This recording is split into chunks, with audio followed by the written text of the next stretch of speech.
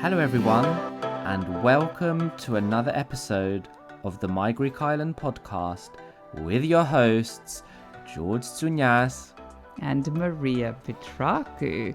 Now, technically, George, I don't think we can consider this as another episode because it's actually part 2 of the island of Kythera, because we had so much to say and we spent so long talking about it that we had to reach the point where we had to split it into 2 parts, right? True. And like the true pros that we are, we decided to spare you of the full 1 hour of content, but to bring you not 1, but 2 episodes, and also saving us from preparing that extra episode. So win-win. Yeah. Now, don't forget, just as a reminder, we're literally going to jump straight back to where we left off in part 1. So if you haven't heard part 1, maybe now is a great time to head over and listen to it, right? Exactly. So, without further ado, let's get in to part 2 of Kythera. Hello, and welcome to another episode of the My Greek Island podcast, dedicated to take you, the wanderlust, on a journey through Greece. There are 227 inhabited Greek islands. Which one will you visit next? My Greek Island, with your hosts George and Maria.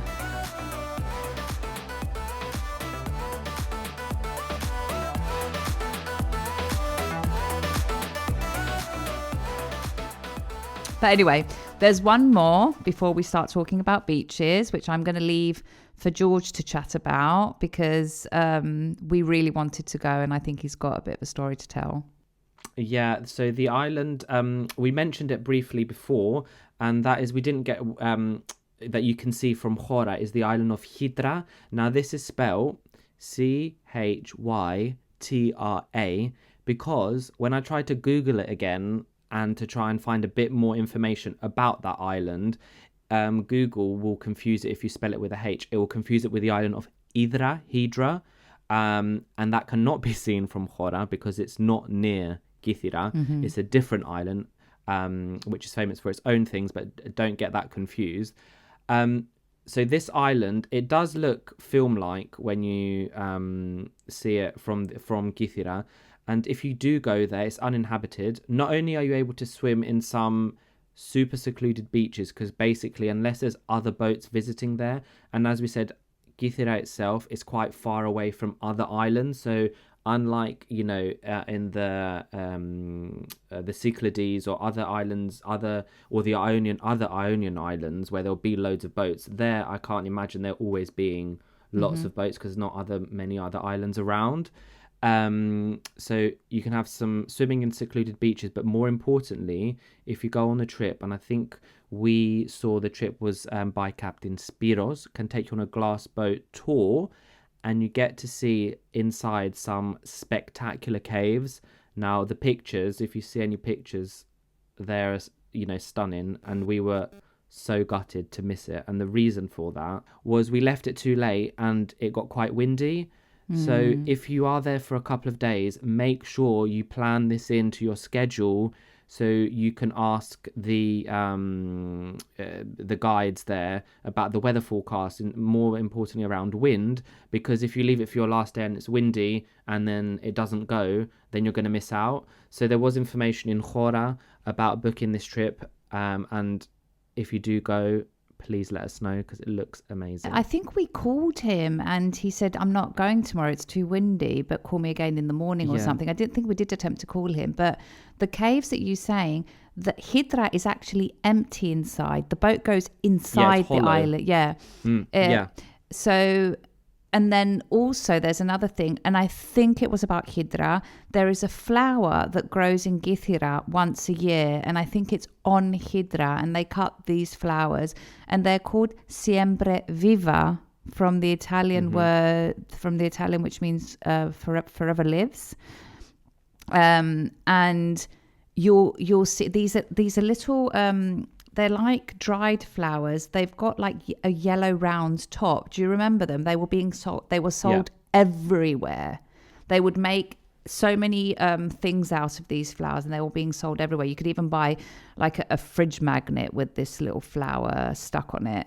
So I've got a fridge magnet of that. I gave one to my aunt as well.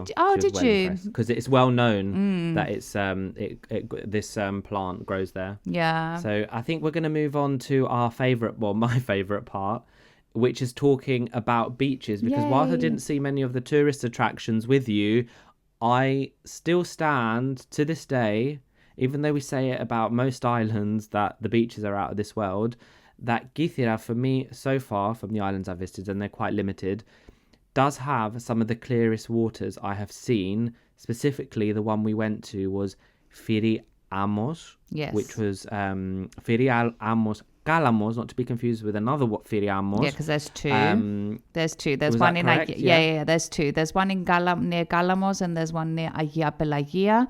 The one that we literally went back twice was the one in Kalamos. Yeah. So one thing to note about the beaches is that they can get even when we were there, summer beaches got busy and the parking is limited, so you need to factor that in. And there are generally on the island quite a few unorganized beaches, which is part of the charm, but that is not for all. And not if all beaches, if I can remember correctly, had restaurants just off the beach. So they had maybe like little sort of caravan, like fast foody type things. So do check out what is available if you like to have, a restaurant meal and then go and have a swim. Yeah, I was going to say that although some of the ones that were organized, they weren't overly organized. They had a few sunbeds and a kiosk where you could get like a refreshment, but they weren't really that organized. I think there was very few that were organized. Yeah, I think that's its charm. Yeah. So 100%. So first beach is I really like this island, Paralia Furni. Furni or Furni? I think it's Furni. Furni. Anyway, I'm half Greek, guys. So Paralia Furni. We're going to leave this in the description so you can see how it's spelled and you can find it on the map. So it is an slightly organized beach. It has a cave with a hammock inside. So you can literally have your feet in the water, sit on the hammock. I think there's one or two, and you can like swing and swim. And it was very chilled. We had a lovely siesta on this beach. And there was quite a few families on that beach. Yes. So yeah, I really like that beach. So that's the first one. The second beach is in Avlemonas. Now, contradicting myself a little bit here, because in this beach, you can actually eat at the top. So like there's the main road, and then you can this village has sort of little bays and which create like a little sort of natural swimming pool, and there is like a pier that people dive into, and these bays are really, really small. So I think Maria and I found one, and literally it was just, I think there was only one, George. Was there just one? I think it's just this little one secret bay which we managed to go to, and there was no one there, and you slept for a couple of hours. We had a siesta. Yeah, we were looking for a siesta sort of spot after a lovely food. And I think Avlemonas is probably one of the most organized, because you do have the restaurants on top, and you do have these little bays where you can go, like the natural swimming pool that you can jump into, etc. I think I personally believe that we had one of our best meals there. We did. Really nice seafood. And coffee and cake as well there. Mm-hmm.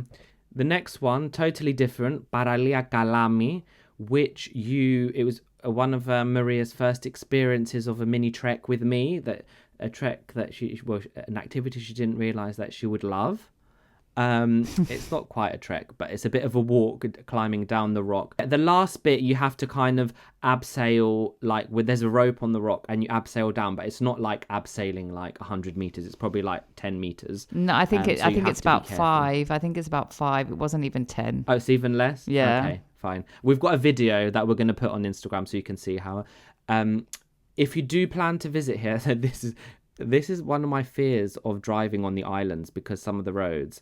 So if you do plan on visiting here, make sure you leave your car at the church. Oh my God. And do not proceed going down what looks like a road, which kind of is a road, but it's very off-road. And we had to have Maria kind of reversing back up the road while I was nervously outside of the car giving her directions, even though she's very capable of driving. But it's well worth it. I think you panicked because it was such a narrow. I was confident to get it out. You had seen a stone, and it was also extremely narrow, and it was a cliff on the one side. So you were like, I need to give you instructions. I was like, no, that's fine. Walk me through it, but I'm not stressed about getting out of here. But I wouldn't recommend going down it because it was extremely narrow. So you can't turn around. You had to reverse out. So definitely park near the church, but also make sure that you understand how abseiling happens. Because if you remember, I like smashed like a bloody watermelon into that rock. Yeah, because you have to put your legs out. Well, you didn't listen to the instructions, Maria. It's very. Anyway. The next beach is Firiamos Galamos, which has one of my favorite beaches so far. Even though it was not sandy, and I do like a sandy beach, the water was crystal clear, and there's something like a cave to the right hand. Well, it's not like a cave, it's like the rock goes over, so it has that illusion of a cave, and divine. Yeah. And we went really early, so it does get busier later, but I think it was an 8 o'clocker. Yeah, it was definitely one of our favorite ones. I think we went twice. I'm going to add the Agofti, which is actually where the port is. And it has, I think that's probably one of the very sandy beaches of the island because most of them are actually pebbles or stones. Whereas the Agofti is very golden. The waters are shallow and extremely blue. But it's also something that we didn't know then we went, and I found out the year after when a droner that I follow on Instagram, Nikos Zanidakis, went, and he was telling me that there's shipwrecks next to the Agofti. I was like, where on earth were we when there's 2 shipwrecks right next to the Agoftis, and also the road that leads to the port at some point is literally in the middle of the sea, so it's like a perfect droning spot. So just bear that in mind if we've got any droners listening. I'm going to add Paleopoli, which is a very rustic and organized beach, and it's got a big strip of sand. And I think this is the beach, George, that we were swimming through the caves, where the cave it's like a gorge, and we were swimming through them. Yeah. The next one is Galadi, which is not to be confused with Galami that George mentioned before. They're 2 different beaches. It's unorganized, and it's probably one of the most famous photographed beaches in Kythera. And do not be alarmed. You do go down some stairs, but it's not steep going down, so it's super easy to get there. And the last one, which I loved and George wasn't, and I think it was due to the weather that he wasn't too impressed with it, is one called Gombonada. Now, Gombonada, it's organized, and it's got huge white rocks in the sea, so it gives this very weird look at the sea. And then when you get there, as you're looking at the sea to the right, for anyone that's interested, there are nudist beaches, and right at the end there's like a small secluded beach with natural shades from the rocks. So I think it's also a great shout. One thing to note, though, is that most of the beaches that we have mentioned, the majority are on the east side of the island. The west side is more rustic, needs a bit of trekking. Not all of them are very easily accessible. So just adding that in. And then the last one I want to mention is Kapsali, which is literally a 3-minute drive from Chora. We've got on the beachfront lots of little taverns and cafes, etc. But for me, when I was waking up super early before George got there, it was the perfect spot for that morning dip.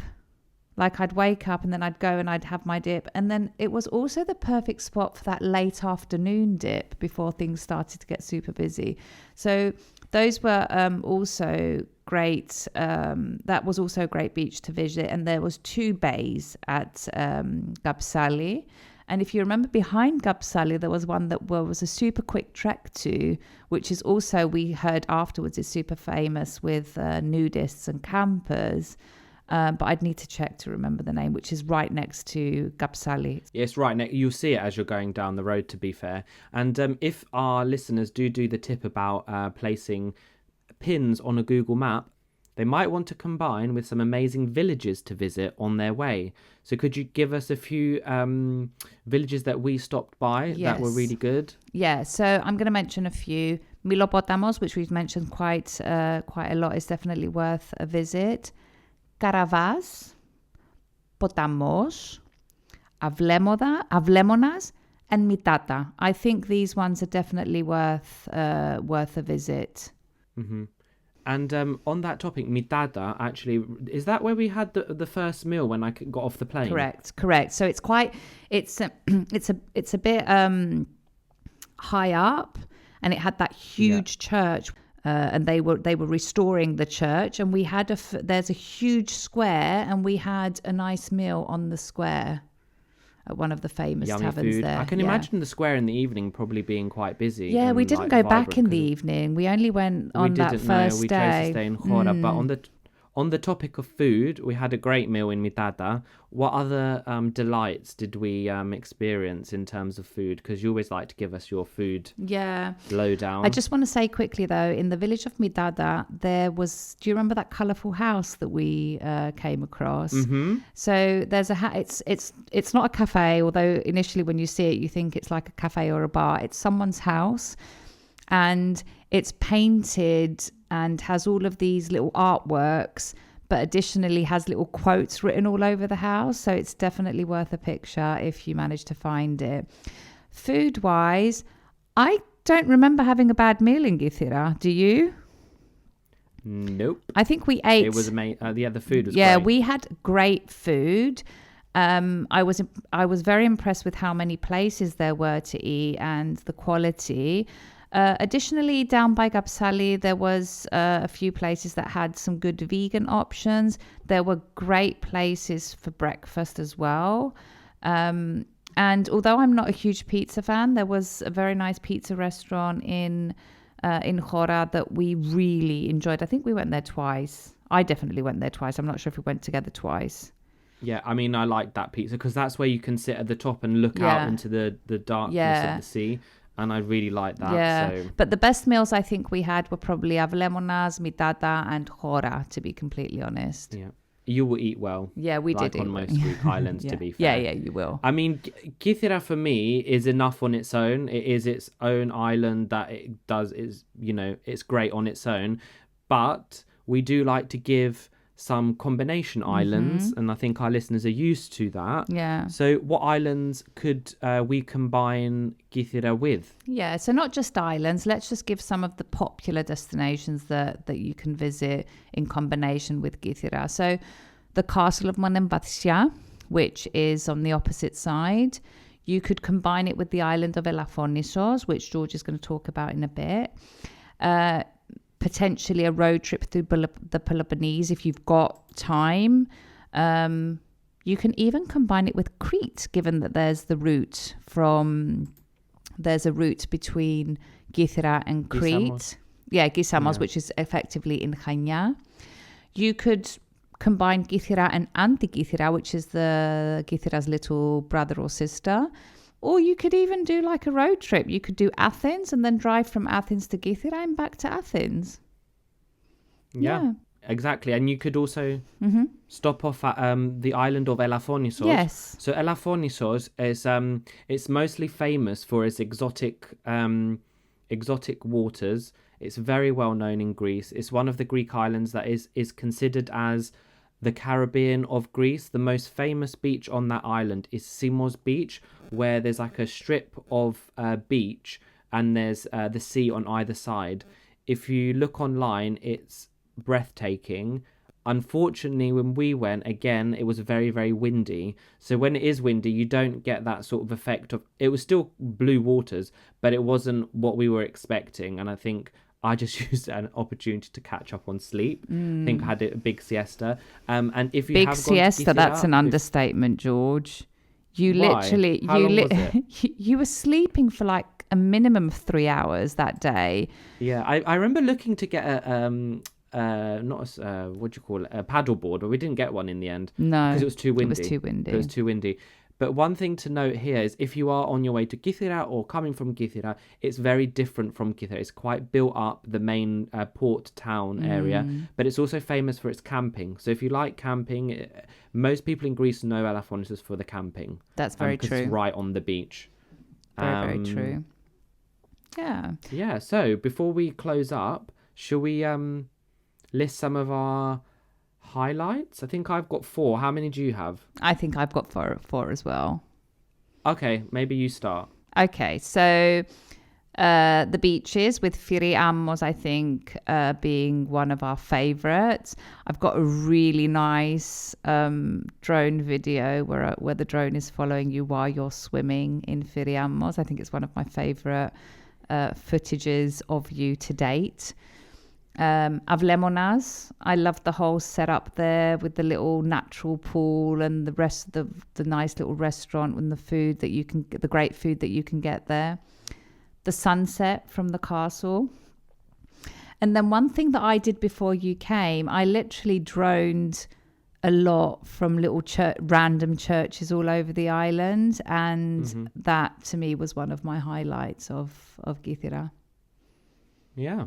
I mean, mine was slightly different. My first one was Paralia Kalami, our first little trek, because it was quite funny. And also, as we were trekking down, I mean, it's the first time I've realized that goats literally hang off cliffs. Like, they can literally have, like, their feet on, like, a pebble and be, like, on the cliff, like, which was quite funny. A highlight or maybe a low light, but it was funny looking back, is when we tried to find the Neraida waterfalls in Milopotamos. They looked amazing, but for us, it didn't live up to. They seem to have kind of not really be waterfalling, unless you went to the wrong place. The third one is Paralia Furni or Furni with the swing in the sea. Loved that beach, and then finally, Katuni Bridge, the Love Bridge. Maybe we should call it the Love Bridge. That's what it should be called. And the drone footage that Maria, you better be releasing for this episode. Sure, I will. Or even if you've released it already, let's just re-release it because it's quite do a cool. re-release, 100%. Yeah. And then finally, one thing that I wish I'd known about Kythera before going is I wish if I had this podcast to listen to, I would have done this, is I would have planned my trip or our trip to Kythera from the first day, and I would not have left it too late to potentially have problems with the wind and not go. I also wish, though, that we were more aware of the trek routes, because apparently it's got some amazing trek routes. So I know there's an account called Kythera Trails, which actually provides the trek routes. So when we head back, George, we're definitely trekking through the island. And I mean, if you are doing a trek, you're going to need more than 7 days, because a trek is probably going to take a good part of your day. True. So as you mentioned that account, actually, there are some great accounts to follow on Instagram about Kythera. So please go onto our My Greek Island Instagram page, where we'll be tagging all the accounts. As we said, they're all written Kythera slightly differently, or they spelt the name slightly differently. So we're not going to go through them all, but we will be tagging them so you can go on and have a look. Amazing. Now, we're going to do like a Greek word phrase of the day. We are, of course. We'll get into that. Sorry. We'll get into that. So I was just going to say, I've got it written here, Han. As we're coming to the end of today's episode, we always like to give our listeners a word of the day. And I thought, as this is our first holiday together, why don't we give our listeners the word for holiday, or actually even better, the word for summer holidays, which is... It's quite a hard word, sorry. Καλοκαιρινές. Διακοπές. Καλοκαιρινές διακοπές. Summer holiday. And it's also the name of a really famous song by the amazing singer Anna Vissi. And it goes, Καλοκαιρινές διακοπές. It's not by Anna Vissi, honey. It's by her ex-husband, Nikos Garvelas. Yeah, I know, but she sings it. Okay, well, anyway, she sings it. She's not the original singer of it. It's Nikos Garvelas' song. Εντάξει. Okay, anyway, I know my anniversary and anyway, yeah. Anyway, I think after I've corrected George about anniversary, I think that we can say this is a wrap for Kythera, don't you think, George? Mm-hmm. Yeah, now I've been exposed. You're embarrassed. Online. Oh my God. Yes. Anyway, I think we can say this is a wrap for Kythera. It's certainly brought back lots of memories from our first trip together. We arrived there as nearly two strangers and left as friends, hopefully lifelong friends. What do you think? I don't know. Maybe it's too soon to tell. Oh my God. Yeah, we could be in the future. But anyway, everyone, thank you for listening and see you on the next episode. Yay. Right, my Greek Islanders, this comes to the end of another episode of this podcast. Now you know the drill. If you like this episode, share it to share the love with the My Greek Island community, where everyone is welcome. And don't forget to follow, like, subscribe, and all that jazz. And maybe give us a little rating from wherever you're listening to us from, so you are notified every time a new episode drops. And if you have any suggestions or requests, get in touch.